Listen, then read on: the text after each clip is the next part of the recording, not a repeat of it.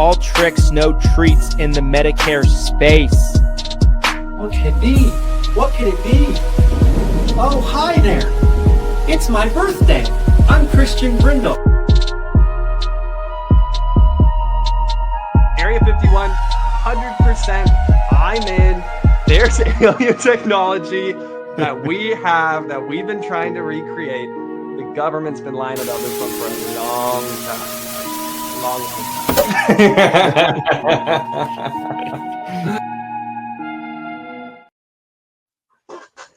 You know, before I get into our intro, yesterday my wife saw the intro video and she was like, she's like, that's not even scary. The scariest part was you and your birthday present. And I was like, well, that's something we can agree on there. Yeah. Guys, welcome. Do we have to murder? Do we need an intro of us getting murdered? How scary? It's like Michael Myers. Not extreme enough for her, clearly. Clearly, I think we know your wife's taste now. She loves the scary movies and the gore, and I'm like, there's something wrong with it. Anyway, guys, welcome back to another episode of the Seven Figures or Bust podcast, episode 166, the number one podcast in the world for growing your insurance business. Christian Brindle, Glenn Shelton. We're gonna save the freaking med sups, you guys. Save the sups, and we have another great episode in store for you guys today. Med sup related birthday rule episode. Before we jump into that, did you have anything in particular you wanted to start the show off with, good sir? You know, I had this kind of so we did that episode the other day, and it was honestly more interesting than I thought it would be when we were going through the Patrick Bet-David. He's getting attacked by all the anti-capitalists. And one thing that kind of came out of that is this radical accountability, I guess, is the best way to phrase this. I was thinking about it this morning. It's something that changed. I think it changed my life in a big way. Is when I started to take radical accountability for everything that was happening in my life versus the opposite mentality of, oh, well, so-and-so did this to me, or, the industry did this to me, or, this is all just bad timing. Both things can be true, but if you start to really sulk in that victim mentality, it's just going to hinder you from getting where you're trying to go. And it's just something that kind of came up this morning that I was thinking a lot about. And I wish more agents could have that mindset of radical accountability. And I think it would make just such a big difference. That was just something I was considering mentioning, throwing out there to get things rolling here. Yeah, I think it's a great point.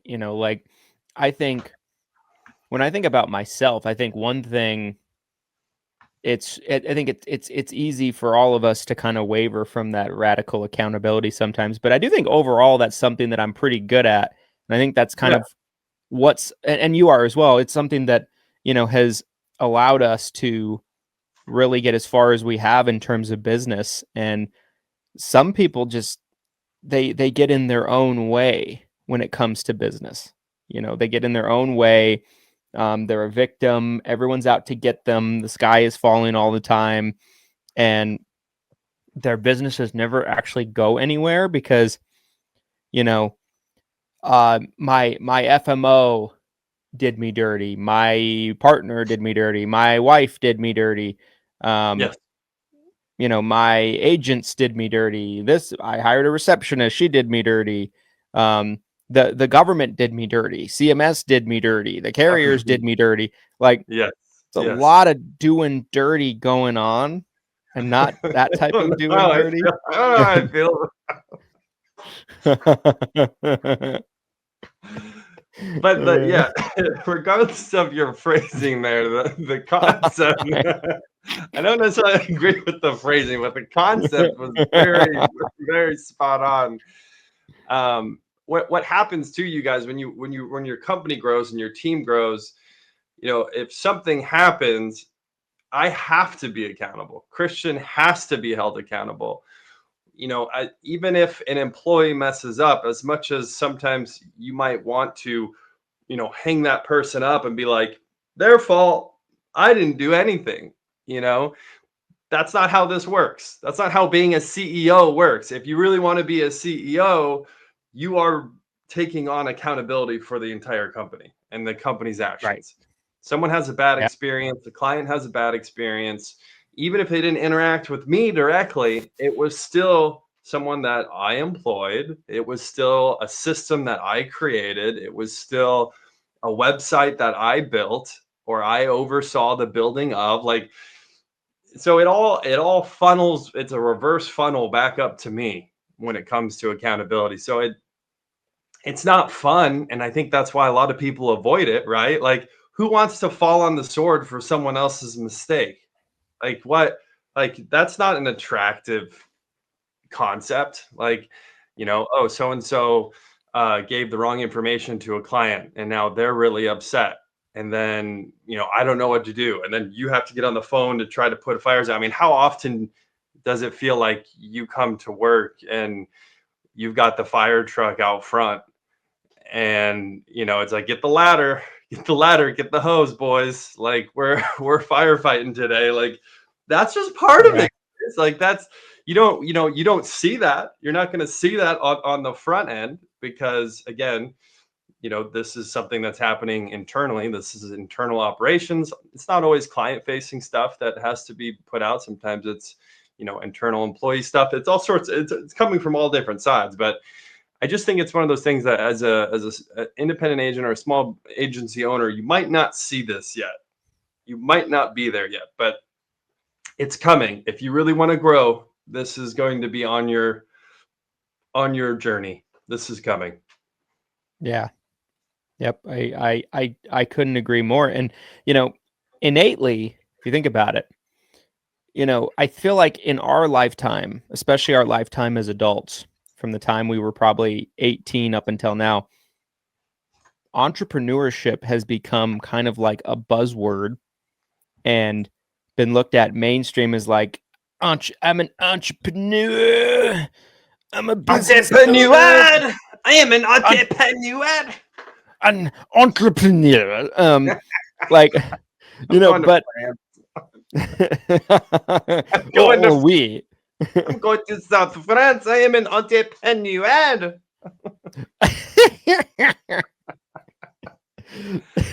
But like, in general, being a business owner is not fun vast majority of the time. It doesn't mean it can't ever be fun. It doesn't mean it's not sometimes fun, but a lot of what you have to deal with and go through and maneuver through is not fun. And it's not for the faint of heart. And, there's a lot of people out there that, they think they want to be an entrepreneur. And they're probably miscast at it. This probably goes into a deeper conversation, but it's hard. It's not for the faint of heart. It's unbiased because the marketplace rewards or punishes people accordingly. Doesn't matter who you are, doesn't matter any of the above. And so, yeah, I think it's part of probably this deeper, vast conversation about the reality of running and owning a business. I think social media and media in general, right? I mean, look at the movies. It's like you see this glamorous side of it, right? It's like so and so's getting in a helicopter and they're flying to their yacht and blah blah blah. It's like you see this just like this idyllic version of being wealthy and not having to work very hard. And yeah, maybe you end up getting there at some point, but to go on that, well, like, even if someone does get to that point, like, you didn't see what the 20 years before looked like, the 50 years before looked like, like, And it's what you had to go through to get to that point is unimaginable for most people. yes. It's like crushing stress, pressure, and responsibility. Yep. And if your shoulders are broad enough to hold that up and withstand it, and you can keep pushing and keep going through it anyway, maybe you get to that point. But you don't get there without having a pound of flesh taken off of you first. Yeah. And that's the part that people never talk about. You know, they're like, hashtag hashtag laptop life, hashtag entrepreneur, hashtag hustle and grind. I'm on hustle my and grind. hustle and grind. You know, like laptop life. Oh, you man. know, and let's be honest, right? The vast majority of people that are posting things like that are broke, and they have really nothing going on in their business. Yep. You know, like vast majority. You know, they're in an MLM. They're working as a waiter or waitress in the evenings, driving for Uber before that. You know, hashtag entrepreneur, hashtag hustle and grind. And we've all seen it a million times. Yeah. I wrote about it actually in my new book in one chapter. Oh, shameless plug. Here we go. Shameless plugs. You know, it's a 7-figure insurance agency. I talked about how entrepreneur has become a buzzword and how most people are like got their fingers dipped in all these little things and they're making like $3 a month on everything. And they end up making like a total of $90 a month. And they're like, entrepreneur, hashtag laptop life, you know, and it's just, you know, for most people, the lifestyle, the responsibility, everything you have to go through as an entrepreneur to really get somewhere is not attractive. It's not desirable to the average person. If you really took an unbiased look into a crystal ball at what that looks like in its totality, the average person would be like, "Oh, screw that. I don't want any of that." I couldn't agree more. I really couldn't agree more. I think there's times where I'm like, if you had gone back in time and told me what if I had a better understanding of what I was going to go through, I would have probably second guessed ever even starting on the journey. You know, it's a lot, you guys. It's not the perception, and I think this is such a great transition to what we're going through in the industry right now, state of mind wise, right? Is like there's some changes happening. There's some difficulty in some of these marketplaces. Some of the carriers have changed some of the plans around, some of the rules have changed, and it's so quick and easy to be like, oh man, I'm out, or oh, this is too much. I can't do this anymore. And it's this accumulation of jumping these hurdles. That's where you really start to see the growth. You make it through these compliance changes, you make it through a few stressful AEPs, you know, you make it through a carrier leaving the market, like whatever it is, these you know, trials and tribulations that continue to stack up. But that's really where you see the growth happen. That's really where you'll see the expansion and the success come from, is really getting through those difficult times and taking on radical accountability, being able to say, this is what's happening, this is how I'm going to navigate it, this is how we're going to make it through, etc. So yeah, you know, a little bit of a tangent there, but I do think we kind of came full circle, and I think it's something that, you know, agents should be aware of, especially if you're trying to grow. There is a lot of young hustlers, and I respect the hell out of you guys. There's some kids same age that we were who are diving in head first right now. I talk to you guys, I see you guys. Hell yeah. You know, welcome to the real grind. You know, welcome to the path, the journey, because you've got a long path, a long journey ahead of you. But, you know, I think I love trying to give people a peek behind the curtain as much as possible. I guess that's part of what this whole podcast is to me. Yeah. Hashtag. No, I'm just kidding. What campaign you had? How do you make the accent come through type? That's what we have to figure out.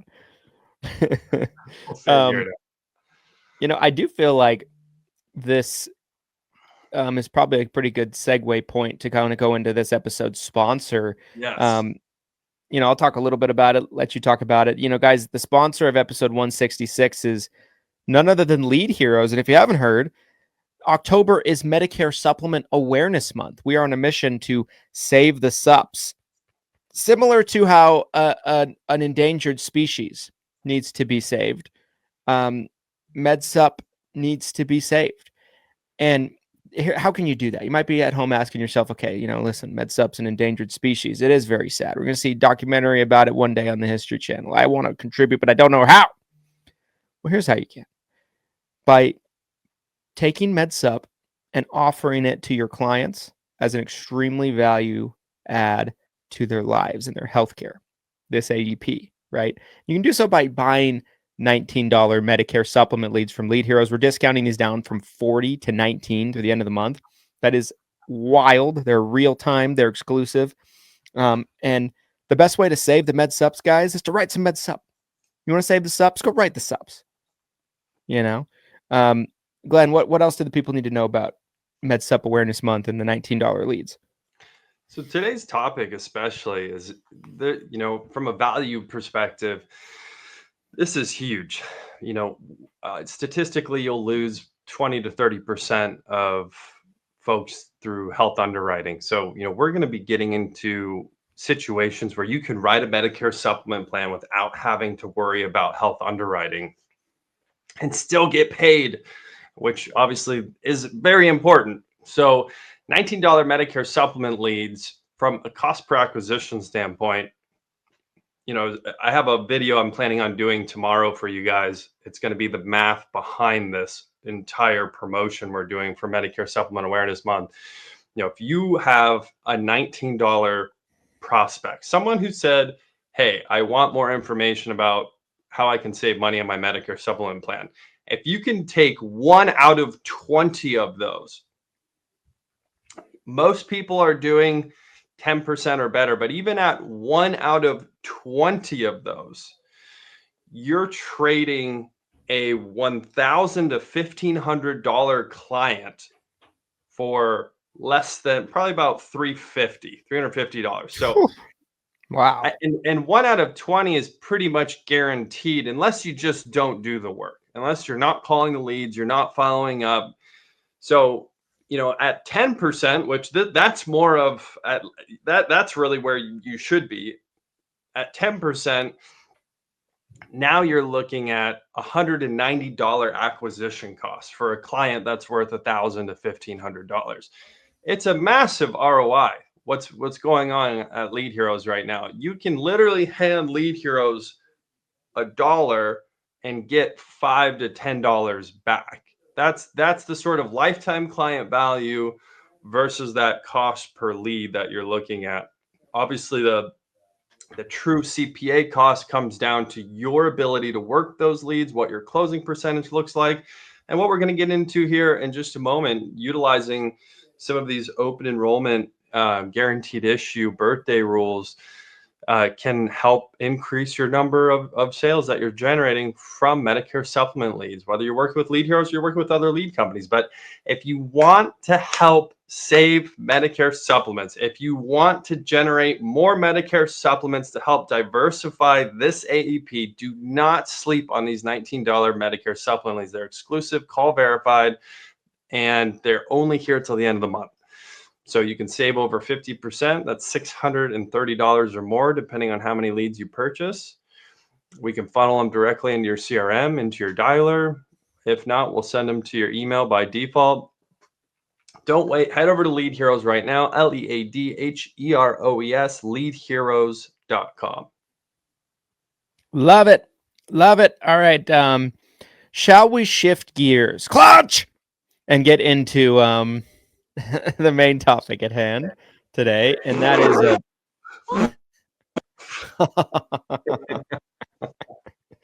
um, let's get into this birthday rule conversation with MedSup, right? Yeah. So, where do we begin? Where do we start with this conversation? Because I do believe this is an elephant, a big, honking, huge, fat elephant. There's a lot to eat. So, where do we start? Oh my gosh, my audio is coming through my headset right now. It finally started Oh, working. no. All right. No, Well, good. This is good. So, this reason that what prompted this topic for me, you guys, was a comment in the group. Again, you guys are you're the drivers of the bus, I think, as Mr. Brindle loves to say. So, someone commented, and it was a very negative comment towards the birthday rule. And I've always looked at the birthday rule as mostly positive. Obviously, we can get into, I think, some of the pros and cons of there being a birthday rule. I think that for the Medicare beneficiary, it's definitely a positive thing for them. I think the best place to really start with this elephant of a conversation would be maybe giving them a rough definition of what the birthday rule is. So, Christian, if you had to explain in your simplest terms possible, what would you tell an agent the birthday rule is? so I would start off by saying that there is some positives to it, some positive aspects to it, but I will say I think there's plenty of negative to it as well. Um, More or less, right? A birthday rule, by definition, is a program that's implemented on a state by state basis that allows Medicare beneficiaries to change from one Medicare supplement plan or company to another Medicare supplement plan or company with no health questions, no underwriting on the anniversary of their birth month each year.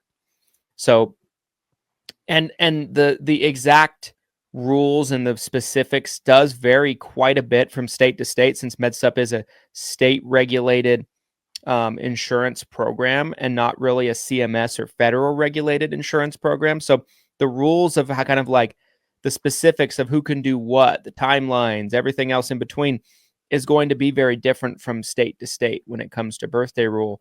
But more or less, like that's what it is. Like if there was a new agent asking what it was, well, that's what it is, Little Billy. Yeah, typically it's like within 30 days. And again, it is specific state by state. That's something super important to stress here is like the rule in California might be different than the rule in Idaho, etc. So you really do need to check with your own state DOI rules or check with the carrier in that state, and they should be able to help you as well.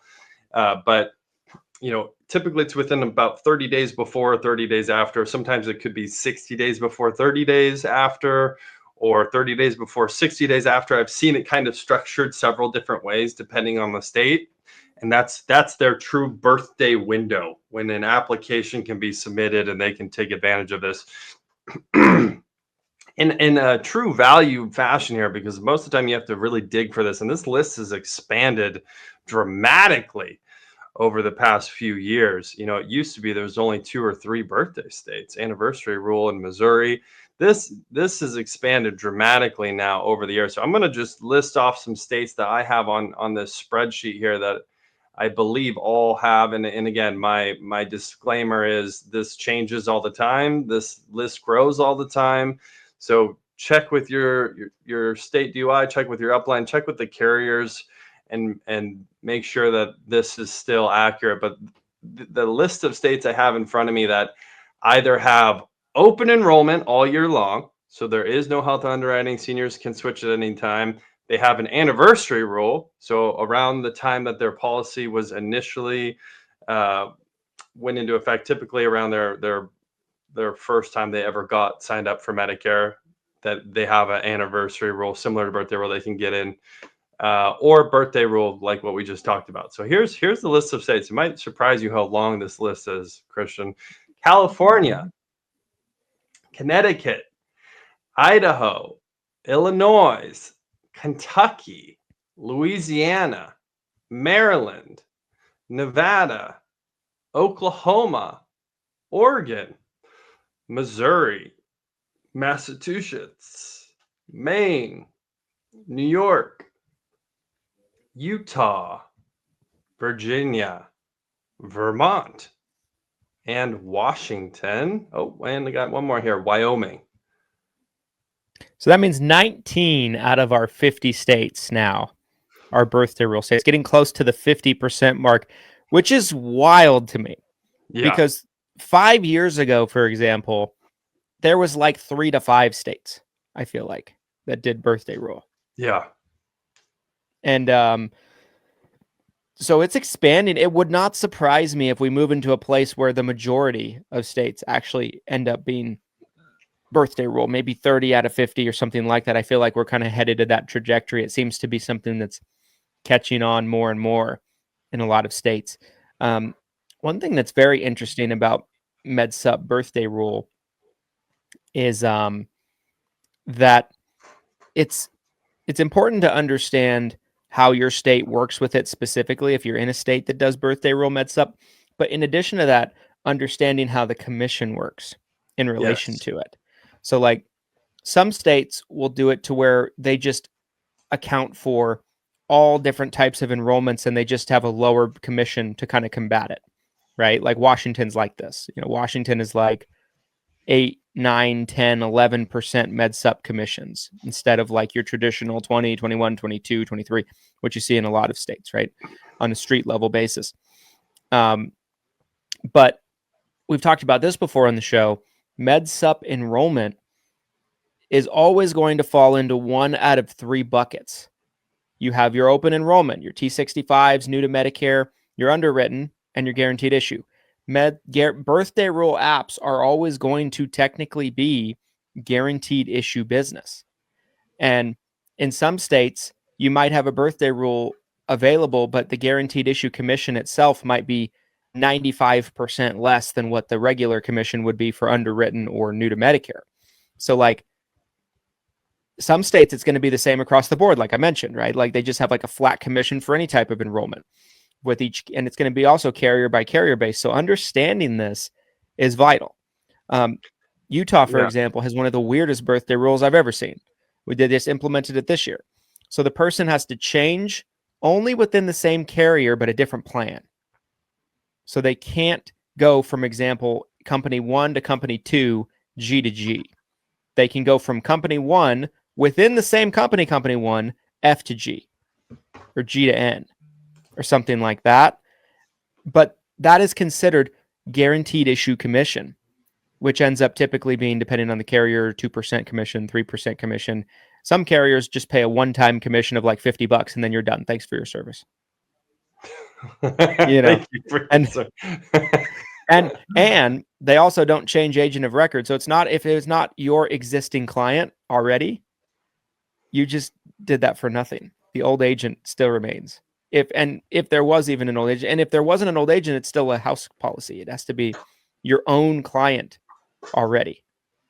Yeah, I wish there was a simpler way that we could have, a one size fits all for you guys on this, where we could be like, hey, the birthday rule is exactly this. It's in exactly these states.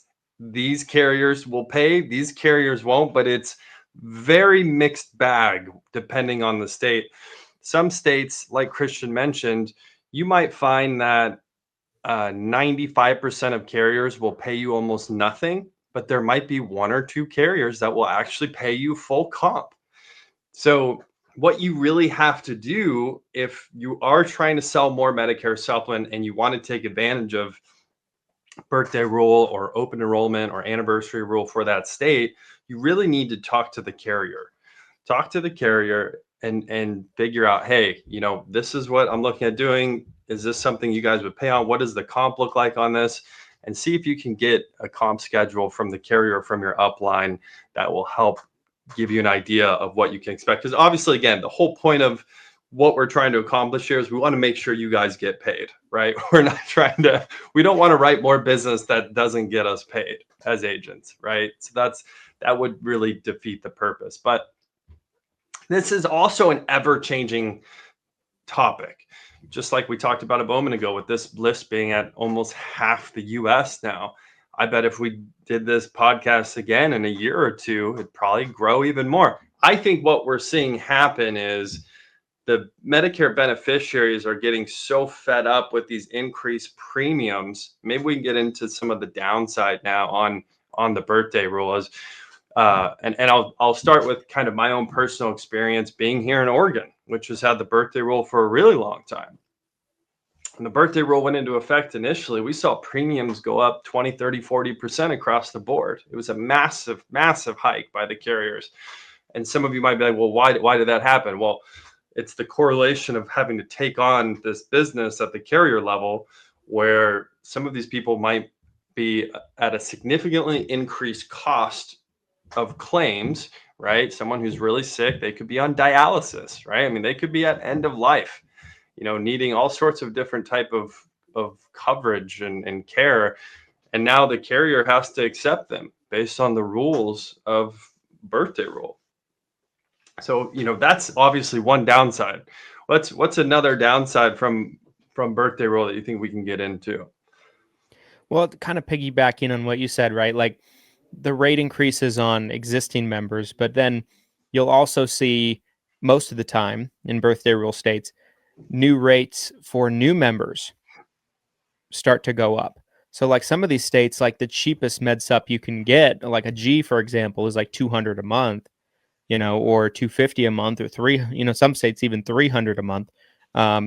So like it makes it makes the bar a little bit tougher to reach for the average Medicare beneficiary if their starting off premium at 65 is that much greater. It just inflates the price of MedSup products across the board, right? For new members, for old members, and everything else in between, which I would say the biggest argument for it based on that is, I think it makes MedSup a less attractive product in the grand scheme of things, and especially if you're in an area that's got decent Medicare Advantage options, I don't know. I just feel like it overall might hurt the MedSup product and for new Medicare beneficiaries. That would be the argument I would say for the negative of it. It's just those inflated prices for everyone. I think part of the problem too is there's a lot of guesswork that comes at the carrier level when these types of rules first go into effect, because they don't know what to expect, right? I mean, an actuary's goal is really to try to guess what the increased cost is going to look like. So I feel like in Oregon and some of these other states where they've had the birthday rule for a while, they have a lot of data now of what to expect. So I think that's kind of changed the game a little bit from the premium point of view. Whereas with this massive increase across the board, anytime a state rolls out something new, the carrier is going to be like, and just be like, let's just jump the premiums up to this number. This should protect us. And they're guessing. They're legitimately guessing. They don't know exactly what to expect. So that's, in a perfect world, I'd like to see it get to the point where there's stability with this, where the premiums are increasing at a reasonable rate, right? Obviously, the premiums have to go up because it has to keep up with inflation and cost of healthcare. So premiums have to go up. And at the same time, agents getting comped to be able to utilize this, because it sucks for a senior that they get locked into a plan, the premium goes through the roof, and then they can't switch to a different MedSup plan. And maybe they're in an area like where I'm at, where there is only MedSups, so they can't even get on an Advantage plan. So from the beneficiary's point of view, I understand why it's becoming the trend, right? Because at the state DOI level, they're looking at it like, well, we really want to help the beneficiaries, right? We want to help them get into the coverage that they need at a price that's more reasonable. Yeah. The pros of it for sure is the client has the ability to change for sure. Like they're not locked into a premium that continuously goes up and they're too sick to be able to change potentially. Maybe that is their best option. That's definitely going to be the positive side of guaranteed issue business. And the other positive side of it is, if you do find a situation where there's a carrier that pays decent commission, you're in a birthday rule area, you can write a lot of business on that you wouldn't be able to normally write because maybe the person wouldn't be able to pass underwriting potentially. Yes. So Yes.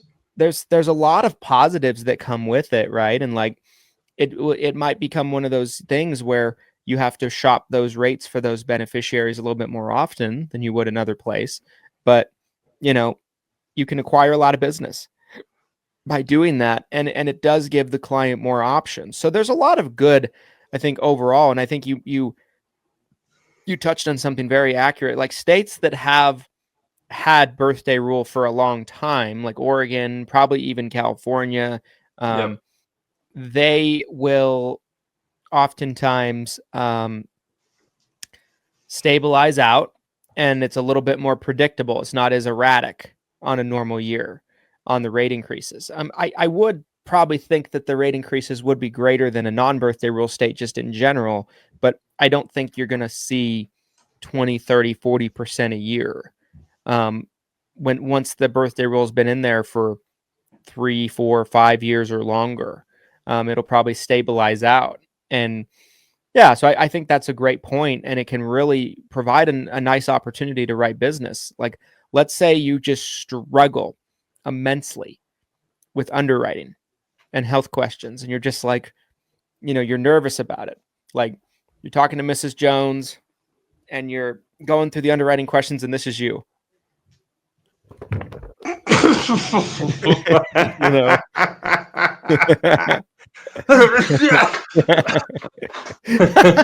You're convulsing. You're having a stroke. Headphones